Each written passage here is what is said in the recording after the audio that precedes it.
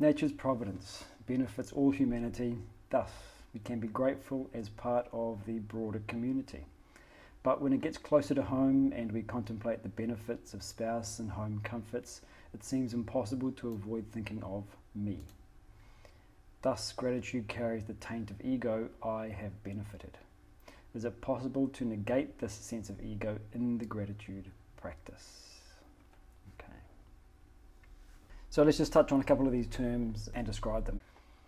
So this word ego, it has different meanings in different contexts. Here, let's use it as describing the exaggerated emphasis on oneself, which is exactly what the question was asking. It's all about me. And so the ego has different expressions. There's a couple that are relevant to the discussion that we're having now. And first is taking things for granted. And the second is a sense of entitlement. So let's just quickly go through both of these. When we talk about taking things for granted, it's complacency. It's the lack of awareness of something. And this comes because we are so familiar with our surroundings that we cease to see what is there. It's only when you move into a different environment or you are exposed to different experiences that you begin to become aware of the benefit that we have been receiving. Some simple examples here. One of the ones that we often give is you turn a faucet and out comes water. You go to the bathroom and push a button and your waste is removed from sight. You don't think about it again. We are unaware of just how incredible indoor plumbing and a safe drinking water supply is until we go and live somewhere else where that is not possible. We complain about our schooling system not being up to scratch. Well, look around the world. There are societies that don't have it at all. And there are those that do but don't let, for example, young girls go to school. Why not? A relatively stable home life. We complain about our spouse, or we complain about our kids, or we complain about whatever. But then we come across someone whose home life was highly dysfunctional and destructive and traumatic. So this idea goes on and on and on. So you're familiar perhaps with this phrase, check your privilege. It has a strong emotional charge for a lot of people, a negative emotional charge, as if we are being accused of something negative. We really should take it in this spirit, that every single one of us has a privilege, that is to say that we are enjoying a benefit and we are probably not aware that we are enjoying it. It doesn't just apply to one particular race or one particular nation or one particular gender or one particular add your own diverse category here. Everybody has this. So everybody needs to take this advice. So this is that complacency. There's a lack of awareness of the things that we are enjoying. Second aspect of the ego that we want to cover here is the feeling of entitlement. It's an ego-centered sense of give me, I deserve. And it's not that sense of deserving because we have earned. It's that sense of deserving because I want. I have an expectation of something that it should be delivered to me. And what's my basis for that? Well, why? The fact that I want it. And so this is the nature of the mind. We get involved with our likes and dislikes, and where there are likes and dislikes, there is expectation. A really important point when it comes to this sense of entitlement, we may, and let's take a simple example, it could be, say, a parent-child relationship or a spouse-spouse relationship. And the children have a sense of entitlement. Very frustrating for parents to see that. But what we need to understand is that the sense of entitlement is promoted in others by our unregulated giving. And so if, as a parent, I have had this indiscriminate giving to my children of things, of material objects, of physical freedoms, of whatever it happens to be, then it is natural that if I continue to feed those demands, then they will grow and grow and grow, and the child will continue to demand more and more and more. And there is a sense of entitlement that is bred within the personality, not because of the child's nature, but because of my indiscriminate, unregulated giving.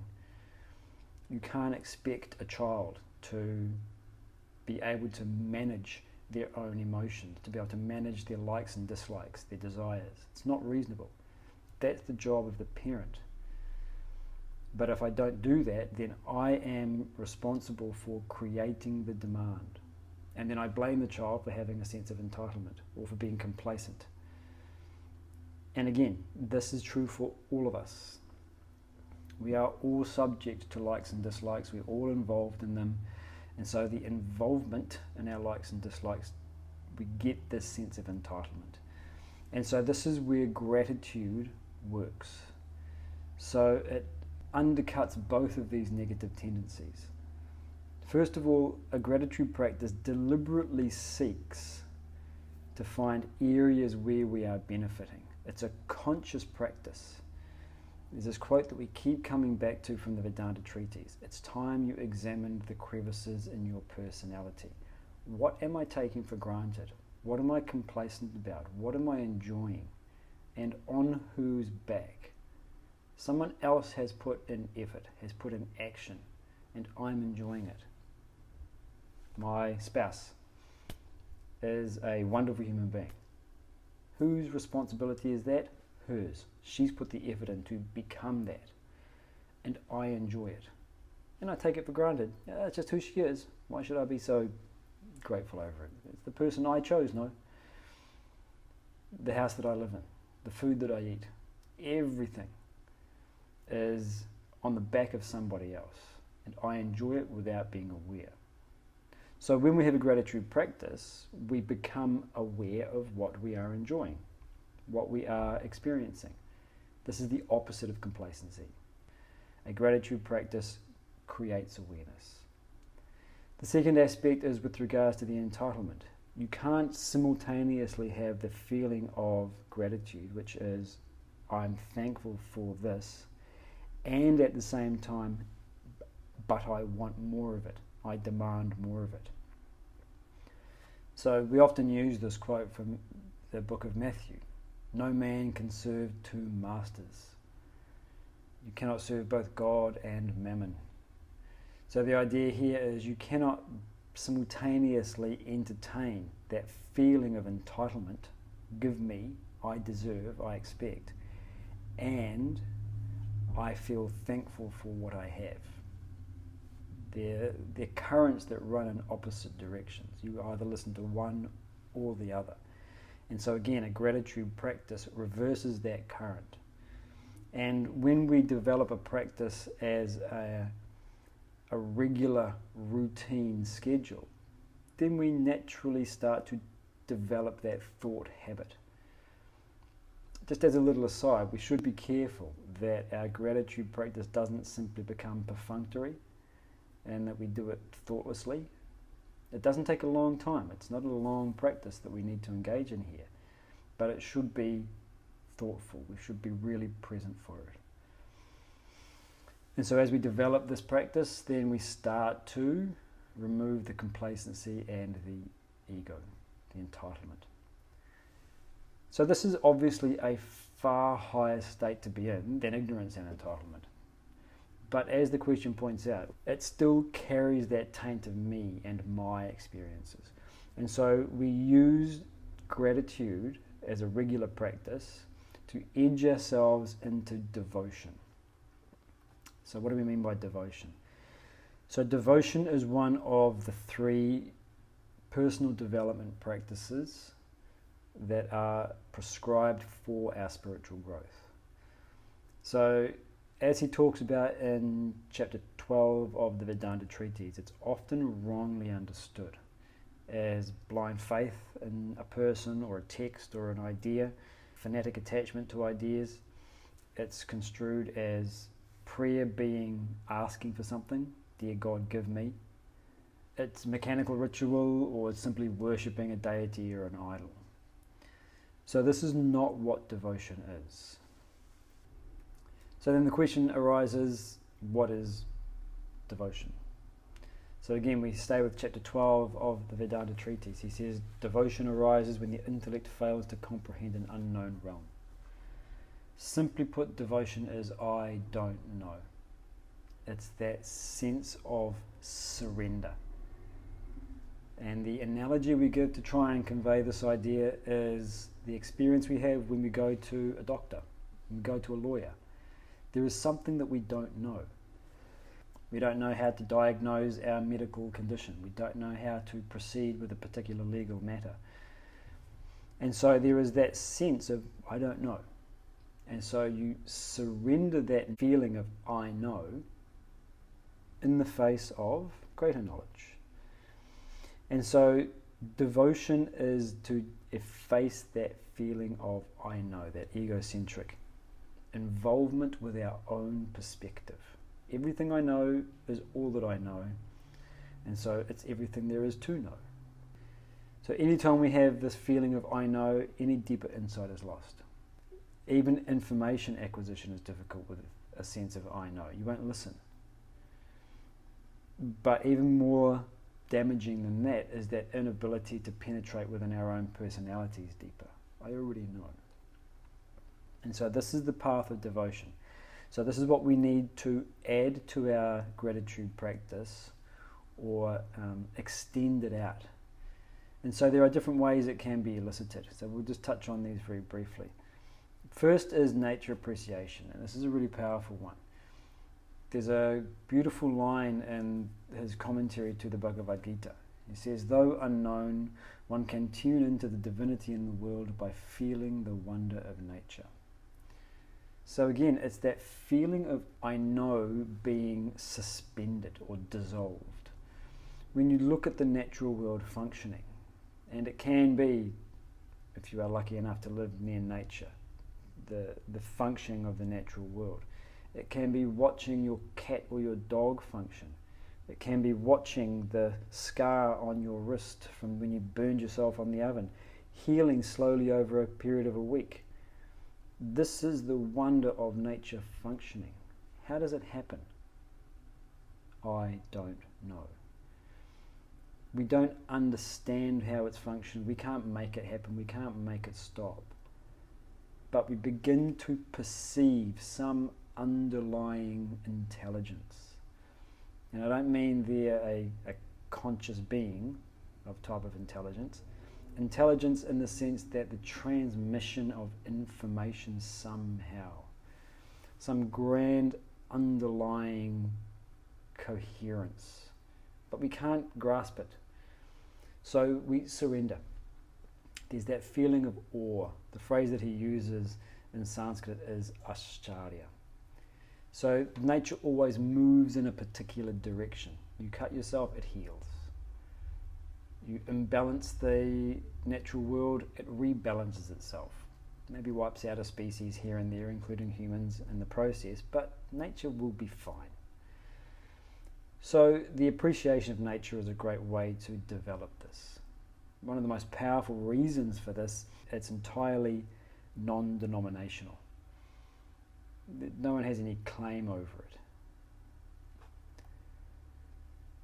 Having said that, the proper use of prayer and ritual can do the same thing. We punctuate the day with the reminders. So the idea of associating with a religion or a religious community is that it is a set of higher values. And so if we use prayer and ritual, we can, again, identify with something that is beyond us.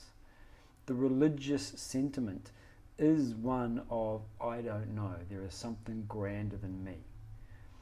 The problem is, of course, that we then say, and I know what that thing is, it's God. And I know how he thinks, and I know what he wants, and what he likes, and what is taboo, and what is not. The whole religious sentiment is destroyed the moment we have that attitude.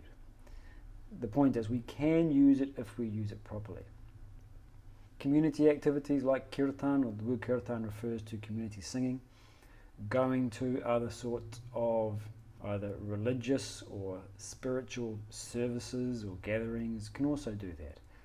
Partly there also because we are connecting ourselves to a community. So we're dissolving our ego in a larger group. And another very powerful way of developing a feeling of devotion is by serving our community in some way. And this is highlighted in the poem Abu Ben Adam. He says that I'm one who loves his fellow beings. And the angel who is speaking to him says, well, then that means God loves you. It's also highlighted in the poem The Daffodils. In the poem The Daffodils, he says, I wandered lonely as a cloud, talking about serving the community, when all at once I saw a crowd, a host of golden daffodils.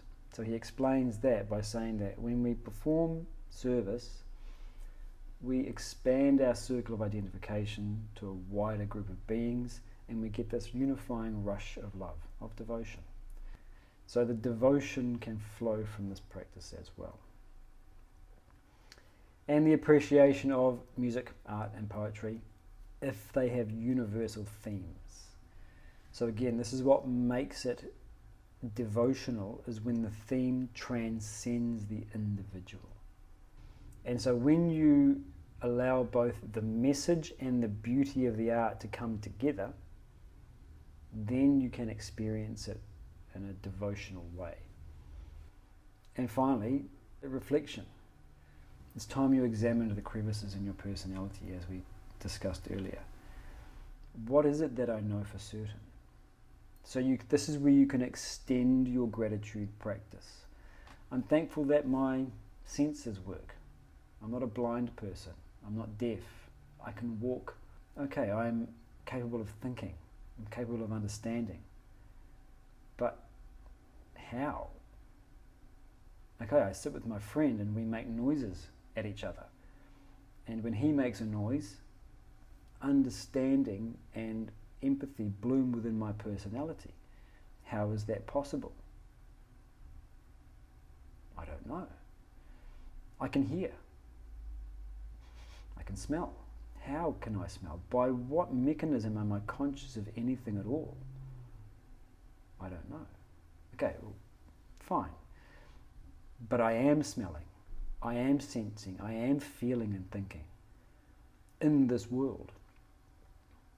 How did this whole thing come about? Why is there something instead of nothing? Ascharya. When we think of the possibility that there is nothing instead of something, we reject it. So this is where we can extend the gratitude practice, is by taking what we are grateful for, the experience that we're having, and then analyzing the experience itself. This is the question that is in fact asked at the beginning of the Kena Upanishad. By whom willed and directed does the mind alight upon objects? How am I capable of knowing anything? How am I capable of seeing, hearing, smelling, tasting, feeling, thinking? I don't know. Devotion. So use the gratitude practice as a way of edging into that devotion and doing a sort of more readily accessible practice to keep the emotions aloft above ego. These more abstruse, subtle analyses, these do take a bit more time. These do take more effort to get into. But a simple gratitude practice is highly accessible to all of us, and it keeps us at a baseline level. So it's something that we should try to implement. And if we find that when we're doing our gratitude practice it's not really working, that's a great time to bring a question to the group. I'm trying this gratitude practice in this way, it's not working. What should I be experiencing? What should I not be experiencing? Etc. And then as you become practiced in that, you can move it forward. So gratitude is a starting point, and from that starting point you let that gratitude flower into devotion.